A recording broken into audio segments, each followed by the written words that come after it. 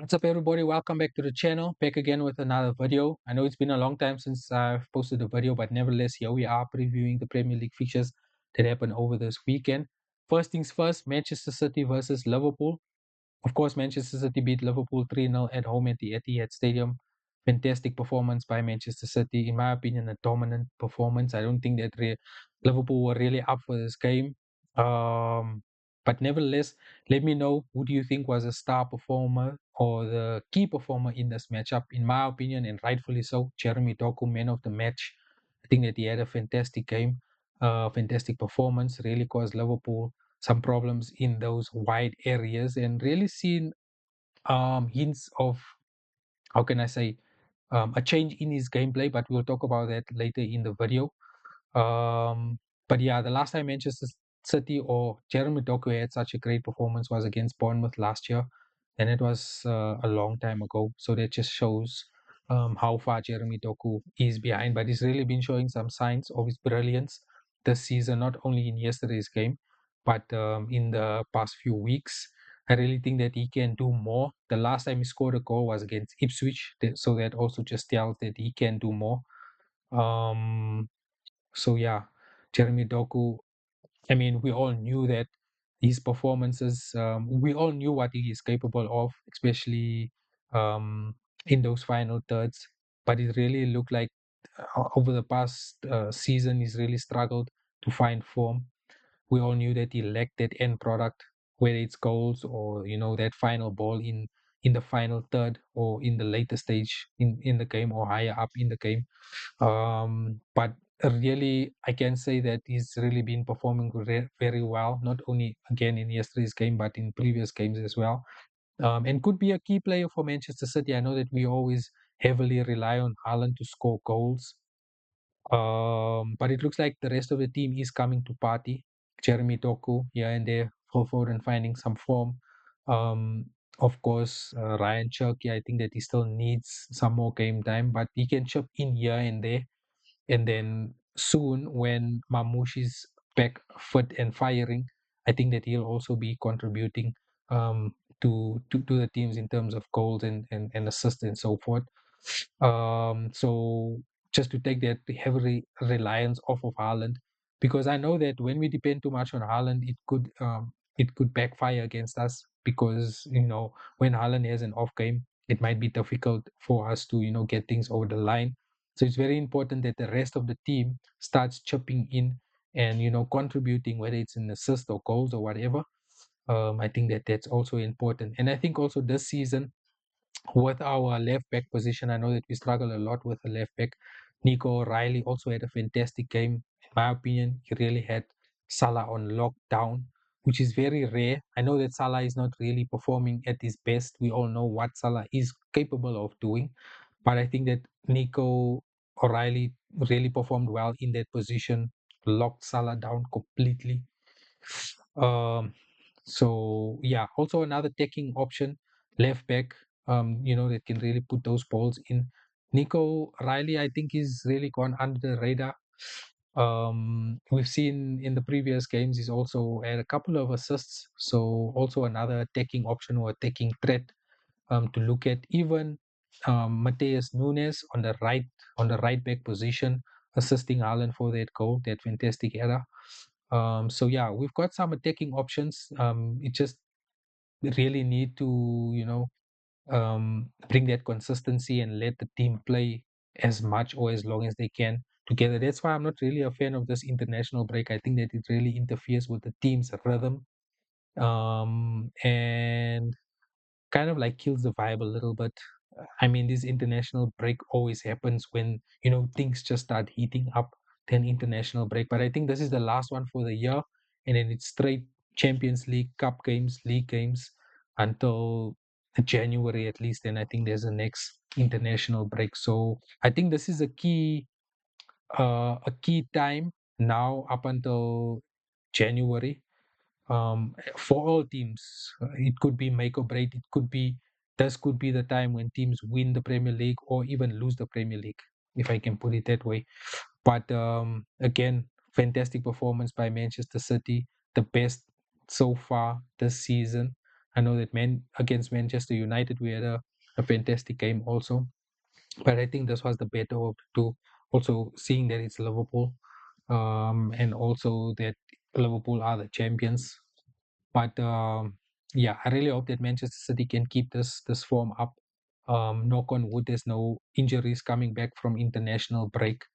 Um, and yeah, it's important for the players to get game time, also to keep that rhythm up, so that when they come back to the team, that they can fit in seamlessly. But yeah, I think that this was really a good performance by Manchester City. Liverpool, on the other end, are really struggling, really, really, really struggling. They haven't had a good run of games. I think they lost now what 6 out of 7 games or 8 games. I know that the previous 2 games they won against Real Madrid and in the league as well. But then before that, they were just on a losing streak, and I don't know. Things are not really. I don't know. Things are not really going too well for Liverpool. In my opinion, it's that midfield. That midfield. Something is not right in that midfield. Also, a little bit on the defensive side, we know what the problems is at Liverpool. Those wing back positions, that left back position where Kirkes is, Robertson's legs are gone. Kirkes, I don't know, Slot wants to play Kirkes in an inverted position when Kirkes is an overlapping wing back. That's Kirkes' strengths. We've seen how he's played at Bournemouth. That's Kirkes' strengths. So you have to play at the player's strengths. But I'm not the manager. But this is the things that we do see. That right back position hasn't been I don't know. Slot has played Soberslai there, Connor Bradley, and it hasn't worked out. So out of that back four, I would say that only Virgil van Dijk has been performing decent, not even at his best. We know that um, Virgil van Dijk's performances are key to Liverpool actually getting over the line. So out of that back four, that left back has question marks, that right back has question marks, and that right centre back next to Virgil van Dijk also has question marks. So out of that four players there, three of them has big question marks. So some way, somehow, Arne Slot really needs to figure it out. I mean, Konate had a poor game, in my opinion. Poor game. I don't know. Maybe it's just form, confidence. We don't know what the issue is. But the poor performance by Liverpool in this matchup as a whole, individually, poor performances. I think the only player that I can say that Liverpool really played well was Soberslai. I think that he's been the best player so far for the season for Liverpool. In that midfield again, McAllister missing, Gravenberch missing, even Gakpo on and off, hit and miss now and then. Salah hasn't been on good form. The striking positions. So there's a lot of question marks in that Liverpool team. I don't know, is it age? But you can't really say it's age because it's just I think Van Dijk, Robertson, and who else? Salah, that are the senior players in that team. Of course, Ellison as well, he's injured. But still, I mean, and I know talking points are on the amount of money that Liverpool spent this season.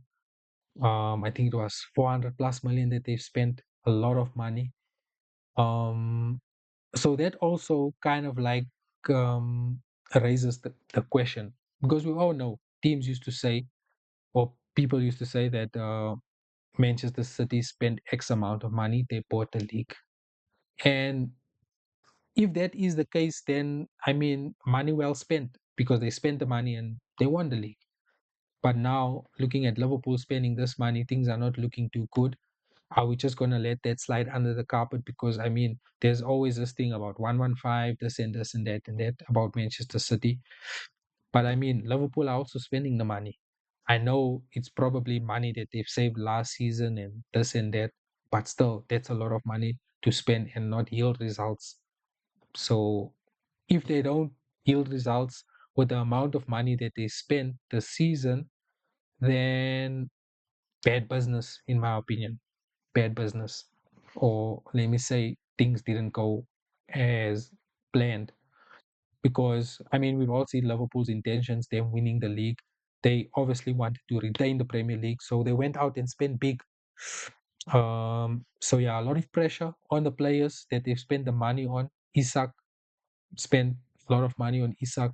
Ekatike spent a lot of money. Wirtz, I mean, the biggest question mark, Florian Wirtz. It really looks like, I mean, I don't want to say shame. He's really struggling, but he is really struggling in that Liverpool team. I mean, even the Liverpool supporters are, you know, singing songs about him. But guess we won't get into that. But he's really struggling in this Liverpool team. Slot really needs to figure out how he fits Florian Wirtz in this team. He's been playing Florian Wirtz in the midfield, where at Bayern Leverkusen, he's been playing on that right wing, drifting into midfield as a false nine, if I can put it that way. But I guess Slot has different plans for him. I don't know how is he going to figure out this, but what if this run doesn't stop for Liverpool? What if they just continue and get worse and worse and worse and worse? We never know. Or will they turn it around? Um, I think that them winning one or two games here and there, it's not enough. They really need to win, a string of games, where it's eight to 10 games at least, to turn that form around. And not only in one competition, not winning in a Premier League one game and then winning in the Champions League one game and then next week again losing again. That doesn't help anything. They really need to find a string of games that they start winning. Who knows? Maybe this international break came at the right time for Liverpool to reset. But I've said this in my previous video when we looked at Liverpool's fixtures, and rightfully so. When we looked at Liverpool's fixtures, we saw that these are going to be some tough fixtures for Liverpool. That Crystal Palace, Real Madrid. Okay, yes, they got over the line against Real Madrid, Manchester City. There were a couple of fixtures there that were some tricky fixtures for Liverpool. But Liverpool are, of course, they're really struggling. So yeah, I don't have any answers for Liverpool to try and figure out how they're going to get out of this hole that they've kind of like dig for themselves. But again, question marks needs to be put on those players, Florian Wirtz, Ekatike. And this is not me calling out the players. I'm just saying what we all can see. Florian Wirtz. And I think that that price tag, and I know he probably hears it in the media and so, say, talking about the price tag. So that is also added pressure on the player itself. I mean, the Premier League is no easier league, in my opinion. If you are one of the top players, you really need to come to the Premier League to really prove to the world. This is just me. I might be wrong. The Premier League is the standard. This is where you need to prove to yourself, if you are really, built for it or really capable or as good as you seem. Come to the Premier League, and then we will be the judge. um, but yeah, that's just my thoughts on it. So yeah, international break. I'm not really too up for this international break. I think it just came at the wrong time. But yeah, this is the last international break for this year, and then it's going to kick off. It's really going to pop off in the league phases in the Champions League. I think we're at midpoint in the Champions League. So yeah, four more games left in the Champions League. Then there's a big stretch in the league where they'll be playing midweek weekend. We know how it goes. Um, sorry about that. So yeah, let's see what happens. But enough of Liverpool and Manchester City. But before we move on, looking at the table, I think Manchester City are just 4 points behind 4 points behind Arsenal. Arsenal, of course, dropped points away at Sunderland. Have we kind of like seen the blueprint how to beat I mean, Arsenal? Has Sunderland shown us the blueprint how to beat Arsenal? I know that teams preparing for this Arsenal matchup, they'll be looking at that game against Sunderland and seeing where are those weaknesses or the places where you can exploit in this Arsenal team. To be honest with you, when Arsenal scored that 2-1 winner, when Saka scored it, no, was it Trossard scored that 2-1, not winner, but scored that second goal for Arsenal. I thought that this is it. Um, Arsenal are going to win.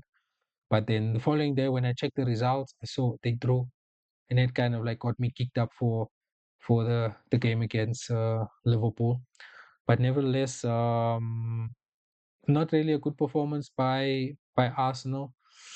They really struggled in that game, in my opinion. I think that they could have done better. In what they could have done better, I don't know. Or is that invalid for me to say? But yeah, they really struggled in this game. Mm, I think creatively, Sunderland, shut them down in certain areas. But yeah, it's going to be interesting to see how Arsenal moves forward with Manchester City chasing them down. Um, I don't know. Is Arsenal leaving the door open for Manchester City?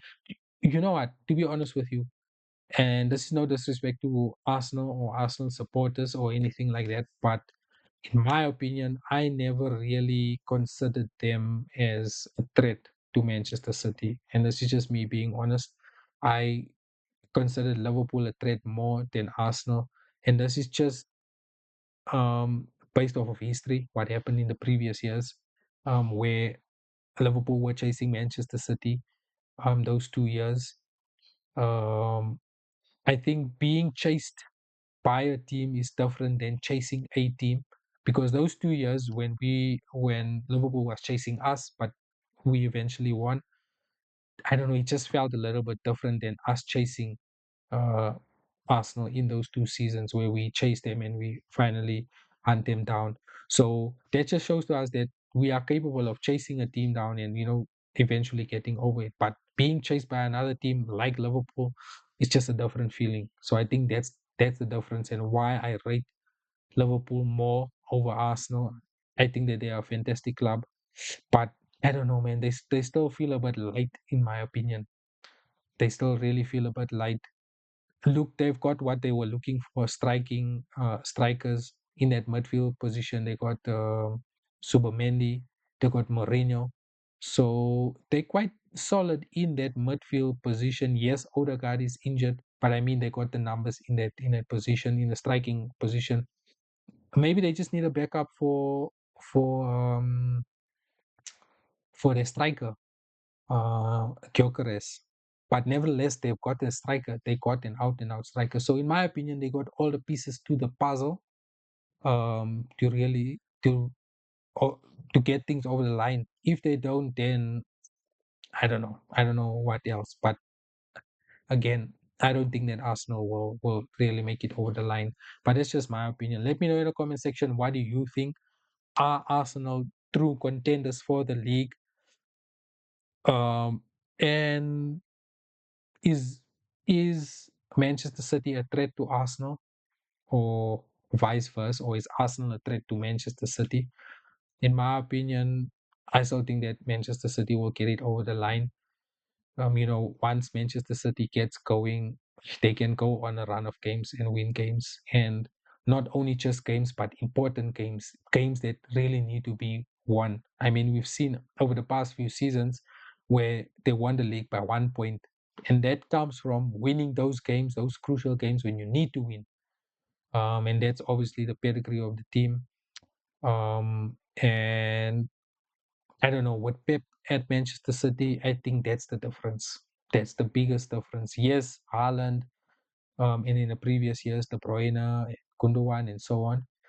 But for me, in my opinion, Pep is the difference. Yes, last season he had a bad season. Also been going through some personal issues. But for me, it's Pep, bro. Pep is the one, of course, marking a milestone in his career, 1,000 games, and what a way to mark that milestone, winning against Liverpool on his 1,000th game. I think he joined the 1,000 club. And on that note, Haaland stuck on 99 goals.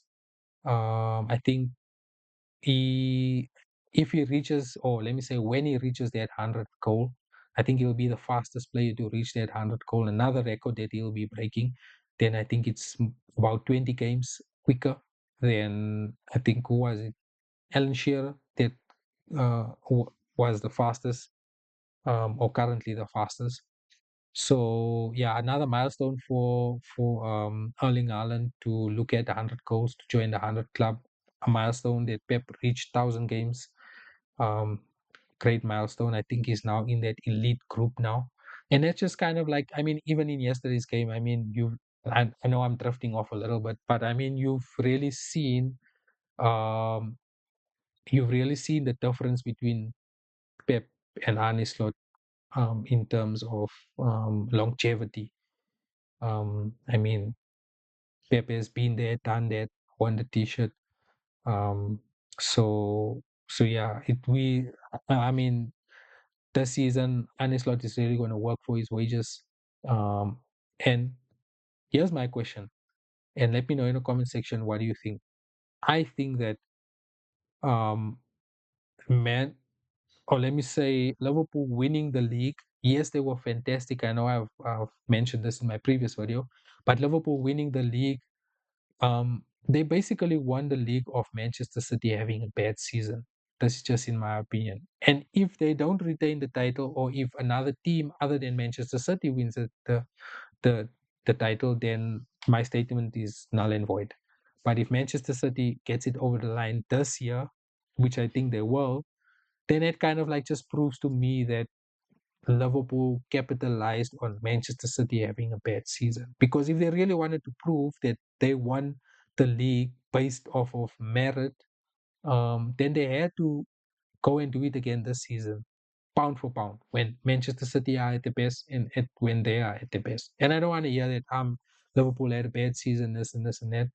You spent big, you spent the money, you showed us your intentions, so you really need to prove to us.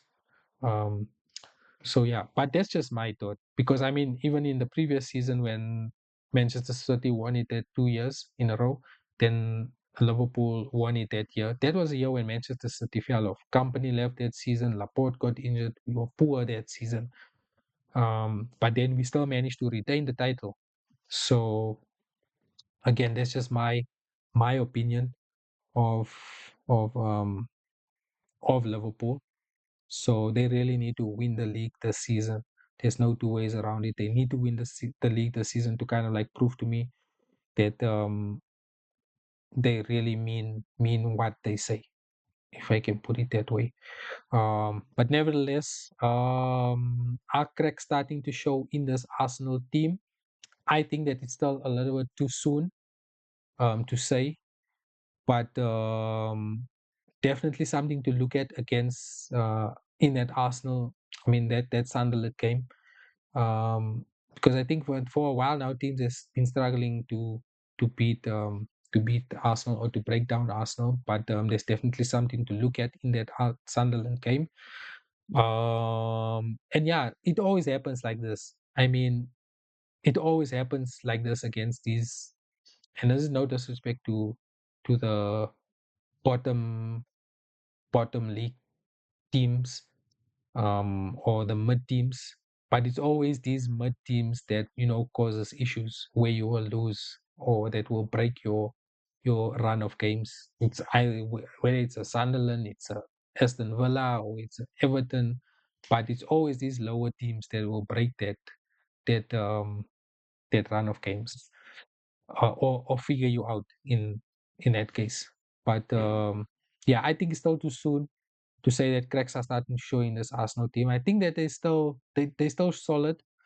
I think maybe it could be fatigue, where a lapse in concentration. And I think that maybe this international break came at the right time for the players, just to reset, get some, time off. Yes, they won't be getting time off because it's still international duties. But yeah, it's going to be interesting to see how Arsenal comes back, after the international break, and see how they kick on from here. In fact, I wonder what the fixtures look like for for the teams, let's just see. I know that who's it? I think Arsenal are playing Tottenham. So yeah, that's going to be an interesting game. Yeah, Arsenal will be playing Tottenham. I mean, if we can quickly just run through the fixtures, um, Burnley versus Chelsea, Liverpool versus Forest, also not an easy game. Bournemouth, West Ham, Wolves, Palace, Brighton, Brentford, Fulham, Sunderland, Newcastle, Manchester City. That's also not a straightforward game for Manchester City. Leeds, Villa, Arsenal, Tottenham, Manchester United, Everton. Um, so yeah, those are the fixtures or what the fixtures look like after the international break. I think that Chelsea really showed a good performance against Wolves, beating Wolves 3-0, I think it was. But again, with Chelsea on the other end, they also like a hit and miss team, in my opinion. They're a little bit inconsistent. Are they title contenders? You'll never know with Chelsea. They really surprised me in the Club World Cup. Um, they really surprised me in the Club World Cup, beating or winning the competition. uh, I never thought that they would win the competition. I thought that PSG would have won the competition because they won the treble. They won the Champions League, so they were more likely or more favorites to win that competition. So yeah, Chelsea really inconsistent, but can be a dark horse at times. They can cause an upset or two. So yeah, it's going to be interesting to see how Chelsea can kick on from this week's win after the international break. But I think that they'll still be there and thereabout. They'll still be in that fight for top four for Champions League. Um, so so yeah, straightforward win for Chelsea. I think I'm not sure is Cole Palmer due to come back soon from injury. I'm not too sure. We will probably look at it, next week when the league start again. We'll look at injuries and so forth. But yeah, it's going to be interesting to see how Cole Palmer comes back also from injury. When you're out for such a long time, you have to build that rhythm again, that strength, that physical strength, and so forth. But a straightforward win for Chelsea. Manchester United versus Tottenham, or Tottenham versus Manchester United, if I can put it that way. In my opinion, Manchester United look like the bigger threat against Tottenham, even though Tottenham were at home. They look like a bigger threat in that match. Disappointing result again, letting a 1-0 lead, um, dropping a 1-0 lead, ultimately throwing the game. They draw last week also. Disappointing result again. Disappointing result again this week. For Manchester United. At one point, it looked like they were going to lose the game because when Tottenham equalized that 1-1, then they went in front, that 2-1. Richarlison scored that goal. It really looked like they were going to lose that game, and I was really looking forward to Said's rant, if I can put it that way. But disappointing performance, man. Tottenham also not performing too well. Also a hit and miss team, not showing that consistency. Also a very inconsistent team. I know Thomas Frank just came into the team and they're going to have to, give Thomas Frank some time. Because I think that he's still a fantastic coach. I really rate Thomas Frank. I rate him. I think that he's a fantastic coach. So it's going to be interesting to see what he can bring to this Tottenham team. I mean, we've seen glimpses of what he can bring to this team, but again, coaches need some time. It's going to be interesting to see what players he brings to the team in the winter transfer window, if they will be signing any players, or even in the summer transfer window. So I think that Tottenham needs about 2 or 3 transfer windows to really get back in there fighting for Champions League or even competitions, if I can put it that way. Manchester United, Ruben Amorim, still some teething issues in that team. I know that they equalized, scoring the last scoring that last minute goal. Um, so yeah, really disappointing performance by Manchester United. I really thought that they were going to kick off, and win the game. Uh, but um, but yeah, let me know in the comment section what do you think of this week's Premier League fixtures that happened over this weekend. What was the game that you were watching? I for sure was watching the Manchester City Liverpool game. I watched the Manchester United or Tottenham versus Manchester United game. The Chelsea game never really watched. So yeah, let me know in the comment section what do you think, or who do you think will be in the top four race come the winter transfer window? And is this a sign that Manchester City will kick on and find that momentum? I personally do think so. um Pep just got something in his eyes that's showing that they're really back in it, fighting for the Premier League. I know that a lot of people aren't too happy about that, but yeah, those are my thoughts on the Premier League fixtures. I know that we didn't go through all the Premier League fixtures; it's just the ones, the standout fixtures. We will be previewing some of the international break. I really hope that I have some time to watch some of the international games. Maybe we can do a live stream. But thank you so much for watching the video. Thank you for so much for watching the video thus far. If you enjoy the content, please click the like button. Please comment in the comment section. Please subscribe to the channel. It really doesn't cost anything just to subscribe to the channel. Please hit the like button because it really helps with the algorithm, gets the video out there. But again, thank you so much for staying tuned to the video. I guess I'll see you in the next video. Peace out.